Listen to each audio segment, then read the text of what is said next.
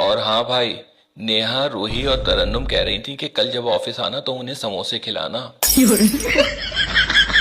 उन्हें तो मैं समोसे खिला दूंगा, लेकिन फिलहाल तुमने मेरी जिंदगी के पकौड़े तल दिए हैं। क्या? कुछ नहीं, कल ऑफिस में आके मिलता हूँ तुमसे। बाय।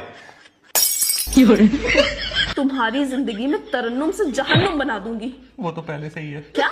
कुछ नहीं। ये लो अपना फोन और इसका पासवर्ड खोलो।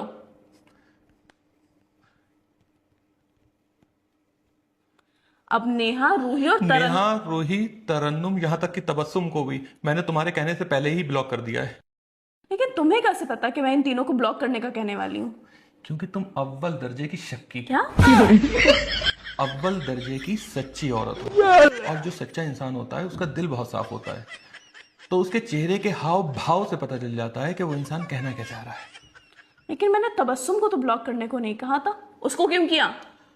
वो इसलिए, जिस तरह से ये लड़कियां मुझसे आज समोसे खा सकती हैं, तो कल को तबस्सुम भी मुझसे मलाई कोफ्ता खा सकती है। तो काल करे सो आज कर, आज करे सो अब। पल में प्रलय हो गई तो पिट जाऊंगा तब।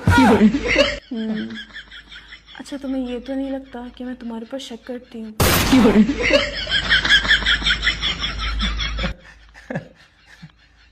पागल हो गई हो? ये बात तो मैं अपनी खुली आंखों से भी नहीं सोच सकता।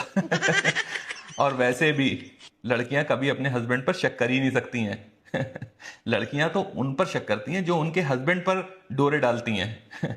अब जैसे लड़कियां आज मुझसे समोसे खा सकती हैं, वो कल को मेरी वजह से नींबू भी चाट सकती हैं। और सबसे पहली बात, तुम गलत सोच ही नहीं सकती। तुमने जो बोला है वो कुछ सोच समझ कर ही बोला होगा।